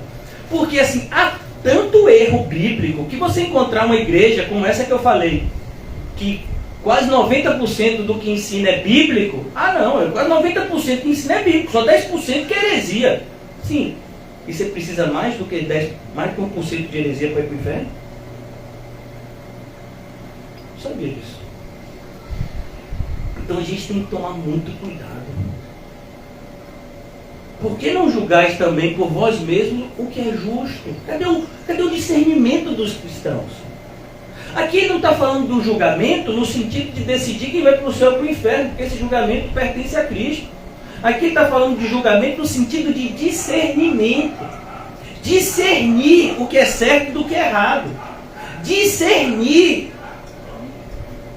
o verdadeiro mensageiro de Deus dos mensageiros de Satanás que se travestem de ministros de justiça. E está na Bíblia que seria assim. O falso mestre, ele não vem como lobo, ele vem como ovelha, disfarçado de lobo. Recentemente a gente falou de pastores, e eu tenho uma dificuldade de entender essas pessoas muito grande, senão enxergá-los como pessoas que ainda não são regeneradas. Mas como é que uma pessoa se diz cristão, prega o sermão do monte e justifica o assassinato? Eu não consigo compreender. Essa denominação que eu citei, eles são a favor do assassinato. Eles dizem que os cristãos devem andar armados. Eles inclusive estão do lado, né, do atual presidente, a favor do porte de arma, de que a sociedade civil se arme, né, com armas de fogo para que se protejam. Ímpios falando isso, irmãos, é até compreensível, porque eles vivem uma grande insegurança. É cristão. E aí você tem um pastor que diz assim, olha, você tem que perdoar. Mas se o ladrão entrar na casa dele, ele dá um tiro e mata. Como é que uma pessoa que ele diz que você tem que perdoar e depois diz que um ladrão entra na sua casa, dá um tiro e mata? Você olha para essa pessoa e diz, não, essa pessoa é super sensata. Você vê que essas duas coisas são super combinantes. Não é? Eu tenho que perdoar sempre, e se um ladrão entrar na minha casa, eu dou um tiro e mato. Combinou. Não. Mas por que você não discerniu que essa pessoa está errada? Por que você trata essa pessoa como se ela estivesse certa? Porque isso é conveniente para a gente. Nós não queremos uma fé verdadeira, nós queremos uma religião conveniente. Uma religião que nos ajude a atingir os nossos objetivos. Mas a verdadeira fé nos faz instrumentos para que se cumpra o propósito de Deus. Continuando. Quando fores com o teu adversário ao magistrado. E aqui, irmãos, é interessante. Porque muitas pessoas leem aqui e pensam que o adversário é o diabo. Não é não. O adversário aqui é Deus. Todos nós nascemos inimigos de Deus. Todos nós, naturalmente, somos adversários do Deus Todo-Poderoso. E a única forma de ter paz com Deus é por meio de Cristo. É isso que Jesus está dizendo aqui nessa parábola. Mas é impressionante como evangélicos leem essa passagem e tem uma visão completamente antibíblica. Porque se o diabo é o seu inimigo, irmão, então você está no caminho certo. Ah não, pastor, o diabo é meu inimigo, mas o mundo é meu amigo. Então não. Então aí você está sendo enganado. Porque o diabo e o mundo estão do mesmo lado. Quando fores com o teu adversário ao magistrado, esforça-te para te livrares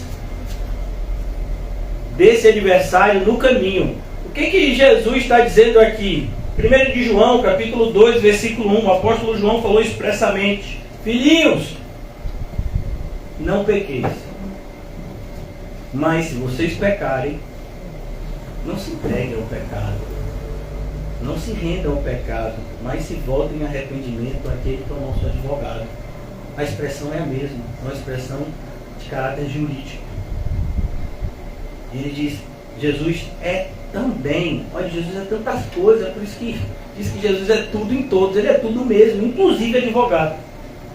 Ele é aquele que advoga a nossa causa junto ao Pai. Por isso, antes de nos encontrarmos com Deus, temos que fazer a paz com Ele por meio do advogado que é Cristo. Esforça-te. Mas isso vai ser fácil? Não, vai ser difícil. Por quê? Porque para ter paz com Deus, precisamos seguir a Cristo. E para seguir a Cristo, precisamos renunciar a tudo, tomar a cruz e imitar a sua vida, seguir os seus passos. Esforça-te para te livrares desse adversário. Mais uma vez, quem é o adversário? É Deus. Todo aquele que se faz amigo do mundo constitui-se inimigo de Deus. Aqueles cristãos que se dizem amigos do mundo, eles não são de Deus. O apóstolo João vai mais além. Em 1 de João ele diz: aquele que ama o mundo, o amor do Pai não está nele. Não é, preste bastante atenção, não é esteve e deixou de estar. Não, nunca esteve. O amor do Pai nunca esteve nele. Por isso que quando Paulo fala que Demas amando o mundo, Paulo não está dizendo que Demas se desviou. Paulo está dizendo que Demas é um apóstolo. Demas nunca foi crente. Ele estava na igreja pela motivação errada. E quando as dificuldades vieram, ele abandonou, como uma semente plantada no segundo solo. Ela recebeu a palavra com alegria. Mas quando veio as provações, morreu a fé. Abandonou, voltou atrás. Então aqui ele diz, cuidado, para que não suceda que ele te arraste ao juiz. Olhe, você naquele grande dia, todos estaremos diante do Senhor. Mateus 25, uns para ouvir, bem-vindos, venham benditos de meu Pai, e outros para ouvir, apartai-vos de mim. Mas isso vai ser dado num cenário de coletividade. É o que Jesus fala em Mateus 25. Apesar de termos um julgamento pessoal, existe também essa ideia de coletivo, onde os santos estarão juntos e os ímpios também juntos dos ímpios, separados entre si, em dois grupos, para que não suceda que ele te arraste ao juiz e o juiz te entregue ao meirinho. O meirinho, irmãos, é uma expressão assim antiga, mas que hoje nós traduziríamos, algumas bíblias traduzem como oficial de justiça. O oficial de justiça é aquele que cumpre um mandato judicial. O juiz, ele vai e manda que seja feita alguma coisa, então tem essa figura, que é o oficial de justiça que coloca para cumprir o mandato judicial. É como, por exemplo, não sei se ainda se é assim hoje, né? Mas se um juiz soltasse alguém, vamos imaginar que alguém estava preso e o juiz deu o que se chama no habeas corpus, soltar a pessoa, e tem lá um documento que diz que aquela pessoa pode ser solta. Tem um termo, me esqueci agora. E aí que precisa dessa figura do oficial de justiça para levar até a prisão, aonde a pessoa está sendo mantida presa. Não, o juiz autorizou que essa pessoa fosse solta. E então essa pessoa é solta. A pessoa não é solta no momento em que o juiz dá a ordem, mas precisa dessa figura do oficial que faz essa interligação. Então Jesus está contando algo que fazia parte do contexto daquele povo, como na parábola do semeador. A agricultura era algo extremamente vivido por todas aquelas pessoas. A maioria das pessoas da época de Jesus sabiam muito bem a arte do plantio. Hoje em dia nós vivemos em cidades, em cidades, né, repletas de asfalto por todos os lados, não temos familiaridade com o que se faz no campo, mas na época de Jesus não era assim, né? É uma sociedade basicamente agrícola. As pessoas entendiam bastante dos conceitos agrícolas. E por isso Jesus falava e falou naqueles termos. Aqui é a mesma coisa. É assim que se operava um julgamento na época de Jesus. Hoje ainda é muito parecido o direito, né? Porque o nosso direito ele é muito parecido com o direito romano, que era o que era praticado aqui. Então Jesus conclui no versículo 59. Cuidado, porque se você foi recolhido até a prisão, eu falo a você que você não sairá dali até que pagues, até pagar o último centavo. E a ideia de centavo aqui no original se usa a palavra, uma moeda que era a moeda de menor valor. Você lembra que aquela viuvinha pobre deu 2 moedinhas? Aquelas moedinhas também são as moedas de menor valor. Está aqui em Lucas 21. E aqui ele está falando de uma só. A ideia é, aquela pessoa que não se arrependeu, ela vai ser condenado pelo mínimo pecado. Por isso você não precisa ter cometido milhões de pecados, embora todos nós já tenhamos cometido. Porque se a gente tivesse pecado somente uma vez por dia, ou seja, você é quase santo, você tem somente um pensamento impuro o dia todo, você é quase um santo, você é quase um anjo. Se você só tiver um pensamento pecaminoso o dia inteiro, em um ano a gente teria 365 pecados. Em 10 anos, 3.650 pecados. E aí? Então a gente tem muito pecado. Mas se a gente tivesse só um, já era o suficiente para lançar a gente no inferno. É isso que o Senhor está dizendo. Ele nos perdoa de todos os pecados, ou então Ele não nos perdoa de nenhum pecado. A fé cristã, irmãos, e aí a gente tem que levar ler essa palavra, né? Ela é uma fé radical. Ela exige de nós um posicionamento radical. Quem não é por mim, é contra mim. Não, eu sou neutro. Não tem neutralidade. Ou você é, ou você não é. Não, eu sou quase crente. Não. Quem está quase vivo, morreu. Vamos imaginar que uma pessoa sofreu um acidente e está assim, na notícia. Fulano foi atropelado, passou por algum outro tipo de acidente e chegou quase vivo no hospital. Ele chegou como? Morto. O candidato que quase ganhou a eleição, o que foi que aconteceu com ele? Ele perdeu. O cristão que é quase crente, ele é totalmente diabólico. Você sabia disso? Não, a gente não quer nem saber.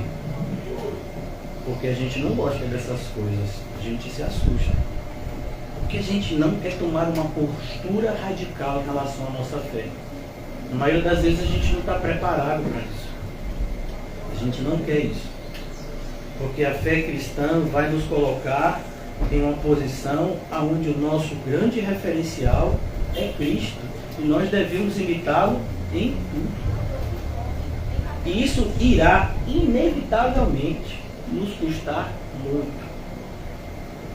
Amigos, bens materiais, aflições por conta de projetos e pensamentos que tínhamos e que agora enxergamos que não são mais prioridade. Mas a carne vai continuar lutando para que a vontade do Espírito não prevaleça.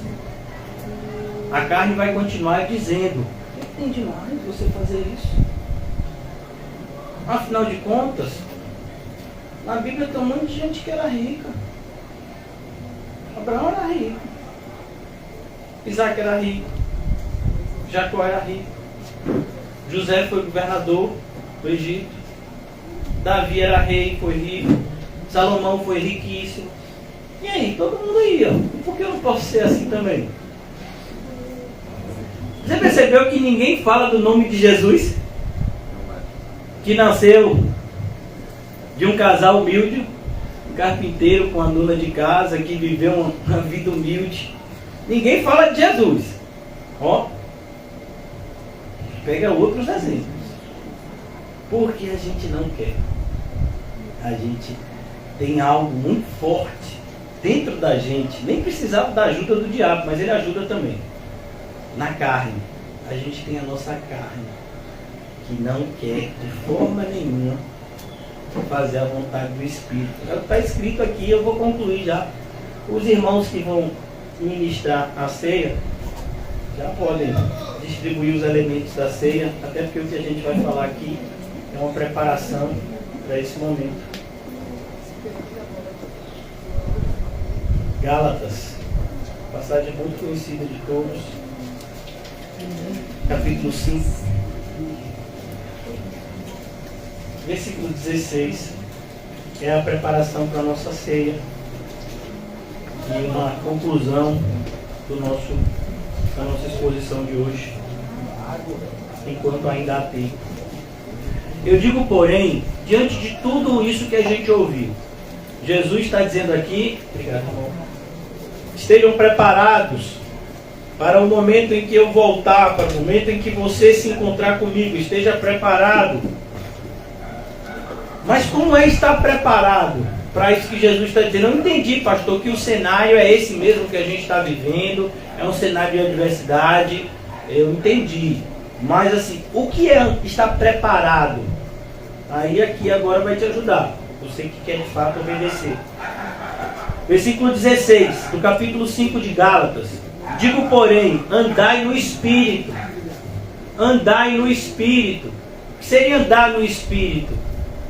9 evidências devem ser vistas diariamente na sua vida por meio dos seus comportamentos e principalmente de maneira pessoal devemos nos examinar em relação aos nossos pensamentos diante desses 9 elementos que estão aqui também em Gálatas.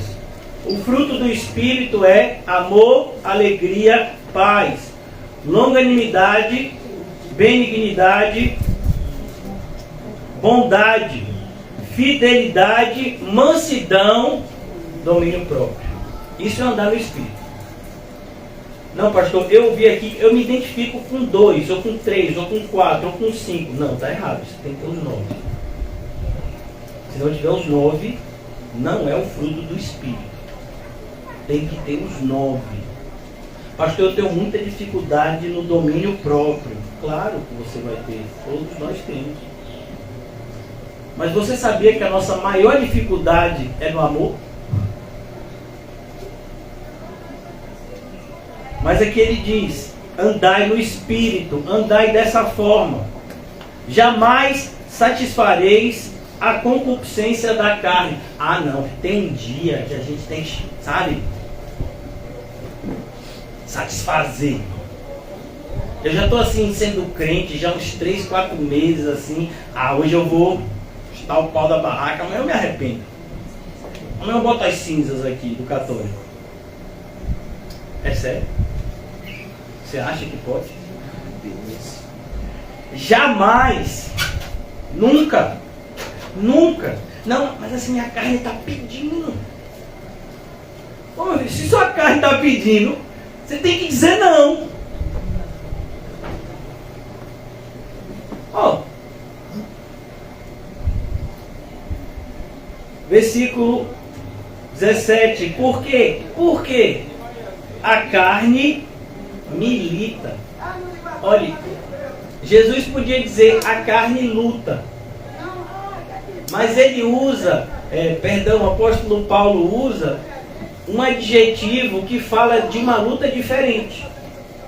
E a gente tem luta de rua, a gente tem luta de boxe, né? Aqui ele está falando de uma luta que fala de um combate militar, que acontece entre dois exércitos. Uma guerra sempre é travada com exércitos opostos. E ele está apresentando isso. É um combate. É um combate contra o espírito. Quem combate contra o espírito? A sua carne. O tempo todo, até agora. Porque esse culto não acaba logo. Eu já fui o relógio umas 2 vezes. Sei não, o pastor fica pregando, parece até que eu vou dar ouvido para ele. Porque a carne milita contra o espírito. A carne, agora mesmo, ela está influenciando você. Antes de vir, ela te influenciou. Ela vai tentar te influenciar o tempo todo, nas suas decisões diárias. Você tem uma oportunidade de ganhar muito dinheiro. Você só precisa contar uma mentirinha. Aí a pessoa pensa, eu vou contar uma mentirinha, ganhar muito dinheiro, depois eu me arrependo. E aí o dinheiro eu vou fazer o bem aos pobres. Eu vou ofertar. Quem é que você acha que propõe esse tipo de pensamento, esse tipo de ideia? A carne. A carne, ela está lá o tempo todo. E ela gosta de se disfarçar de ministro de justiça. Não, mas isso é tão correto. Qual é errado? E o espírito contra a carne. E o espírito está dizendo, olha, faça isso. Mas aí a carne diz, isso é um exagero. Ninguém faz. Só essa igreja quer fazer. É só essa igreja que está certa. Obrigado, meu filho. Então você vai aqui embaixo. Oh. Mas pode deixar.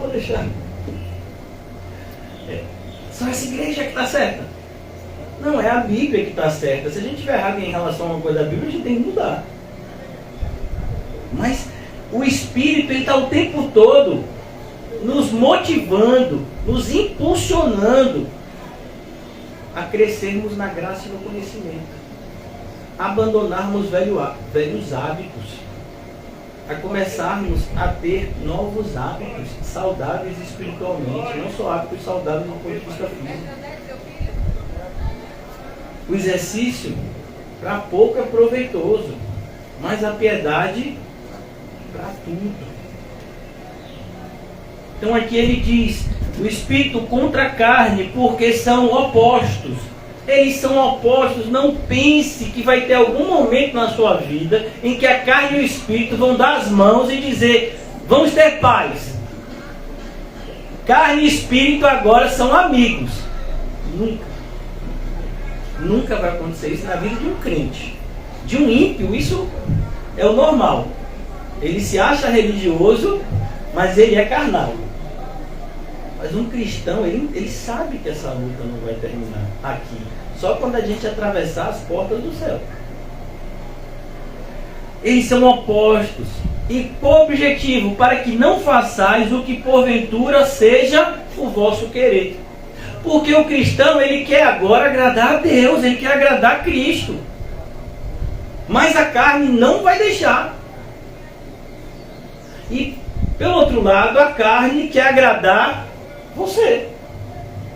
E o Espírito, se você é crente, é lógico, ele vai dizer, não busque a sua satisfação em primeiro lugar. Em primeiro lugar tem que ser satisfazer o nosso Salvador. Mas a gente gosta de determinados pensamentos. Deus é bom e esse tipo, e fazer isso me deixaria feliz. Portanto, se Deus é bom e isso me faria feliz, então isso é a vontade de Deus. Não. Porque normalmente o que nos faz feliz é pecaminoso. Porque a nossa velha natureza é inimiga de Deus. Estão em luta. Para que não façais o que porventura seja o vosso querer. Mas se sois guiados pelo Espírito, percebeu a palavrinha? Se. Porque uma pessoa pode ouvir isso e não ser guiado pelo Espírito. Vai dizer, não é assim não. No meu caso, eu luto bem contra a carne, consigo dominar ela, estou percorrendo. Mas se sois guiados pelo Espírito, não estáis sob a lei. Ora, as obras da carne, elas são conhecidas. E eu não vou delimitar as obras da carne, mas vou concluindo agora no versículo 25. Se vivemos no Espírito, andemos no Espírito. Percebe, irmãos? Existe um começo, existe um meio que nos levará a um fim. A gente não pode se enganar nessa afirmação tão clara da Bíblia. Parece que a gente pode ter o meio que a gente quiser e no fim vai dar tudo certo. Não vai dar. Jesus já falou: naquele grande dia muitos me dirão, Senhor, Senhor, e eu vos direi abertamente, nunca vos conheci. Por isso, quem vive no Espírito, anda no Espírito. O que é isso aqui? Causa e efeito. Você é regenerado? Então você tem que viver como nova criatura. Porque senão a sua regeneração nunca aconteceu. É como algumas pessoas que dizem: mas eu sou salvo pela graça, eu não preciso praticar boas obras. Realmente, a gente não pratica boas obras para ser salvo, a gente é salvo pela graça. Mas o nosso coração é tão enganoso que a gente pode se enganar até nesse sentido, de achar que somos salvos pela graça. E o que é que vai nos dar a evidência de que somos salvos pela graça? As boas obras que praticamos em nome de Cristo. Por isso que Tiago fala desse assunto e diz que a fé sem obras é morta. Aqui Paulo está dizendo: se vivemos no Espírito, andemos no Espírito.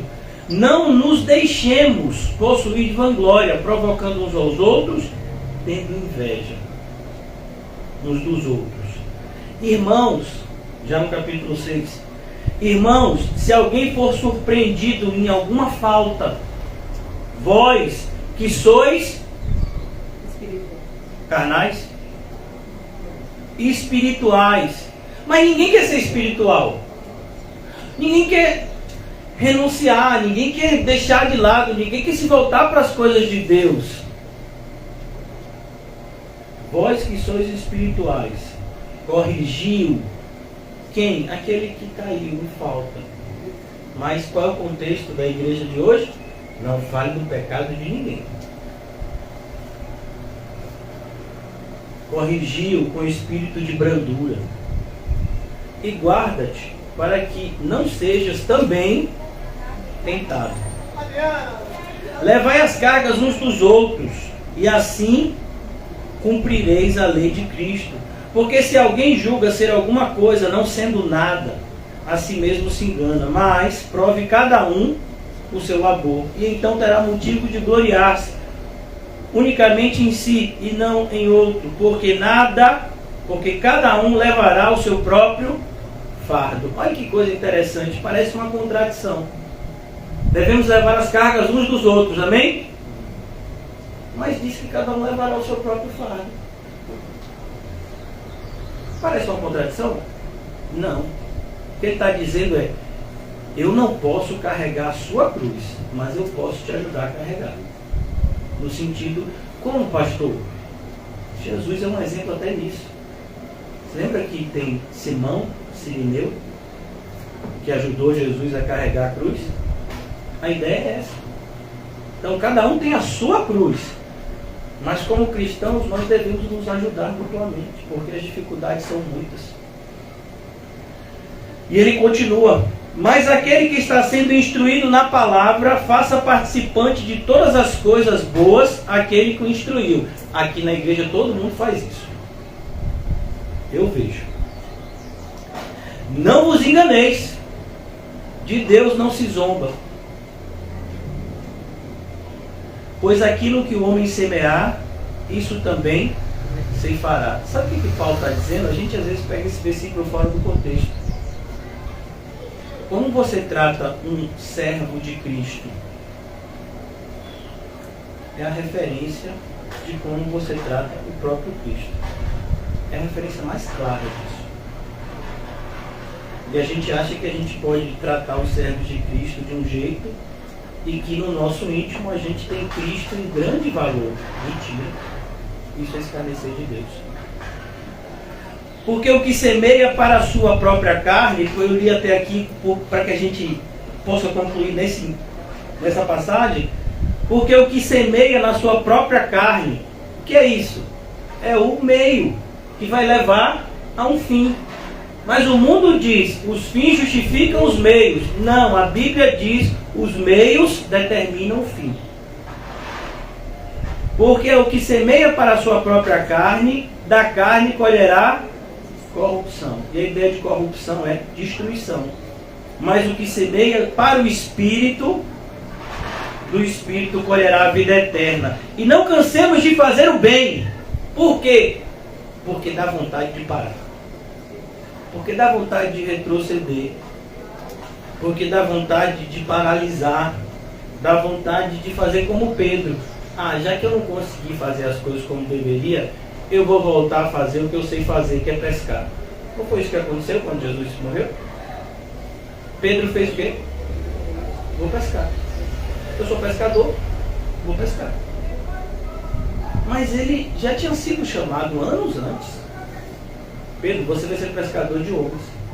Durante 3 anos e meio ele acreditou nisso, mas aí ele negou Jesus. Jesus morreu e ele falou o quê? Vou voltar a pescar. Está cheio de Pedros nesse sentido na igreja. Eu quero acreditar que são Pedros porque ele vai se arrepender. Eu vou voltar a fazer o que eu sei fazer. Eu sou um cristão, eu passei por um momento assim onde eu me entreguei totalmente ao Senhor, mas agora eu vi que eu tenho que saber equilibrar. Eu não posso ser tão radical. Porque se eu for tão radical, aí eu não vou conseguir alcançar determinados objetivos no mundo que eu tracei para mim. Só essa afirmação já é assustadora. Mas a pessoa fala para si isso e parece que está tranquilo. Mas ele diz, não nos cansemos de fazer o bem. Você percebeu a conjugação do verbo? Que Paulo se inclui. Ele está dizendo, eu também corro um risco de me cansar. Teve uma carta que ele escreve, eu até usei esse versículo recentemente. Uma grande porta se me abriu, mas os inimigos são muitos. Mas não nos cansemos de fazer o bem, porque ao seu tempo, tempo de quem? O nosso. Mas pastor, a gente já está aqui há tanto tempo, a igreja não cresce. Mas é o seu tempo. É o meu tempo. E o propósito é esse. O bem é esse, crescer numericamente, ou o bem maior é crescermos espiritualmente, independente da quantidade numérica. E não nos cansemos de fazer o bem, porque ao seu tempo ceifaremos, se não desfalecermos. Por isso, enquanto tivermos oportunidade, façamos o bem a todos, mas principalmente aos da família da fé. E foi por isso que eu li até aqui. Porque o que é a celebração da ceia, se não a celebração da família da fé? A ceia é essa celebração. Nós somos corpo de Cristo. Nós somos filhos de Deus. Nós somos uma família na fé. Por isso nós ceiamos. E a ideia da ceia é que nós comemos a mesma coisa. E bebemos a mesma coisa. Trazemos para dentro de nós a mesma coisa, Cristo Jesus. Porque nós somos uma família. Porque nós temos o mesmo Pai, que é Deus. Essa é a celebração da ceia. Mas você percebeu o que antecede? Fazer o bem, não nos cansar de fazer o bem, andar no Espírito, ter discernimento espiritual, combater o bom combate da fé, e aí então a gente celebra. A gente celebra porque a gente acredita que a morte do Senhor não foi em vão. Nos alcançou de maneira poderosa, mudou e tem mudado a nossa vida. E nós, pela graça de Deus, iremos completar a jornada. Comamos e bebamos para a glória de Cristo.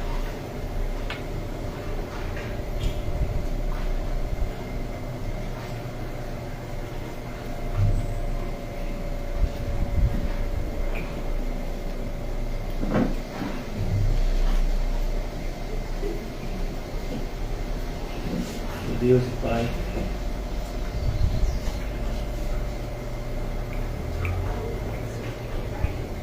é somente pelo sangue de Jesus que nos colocamos diante de Ti e abrimos as nossas bocas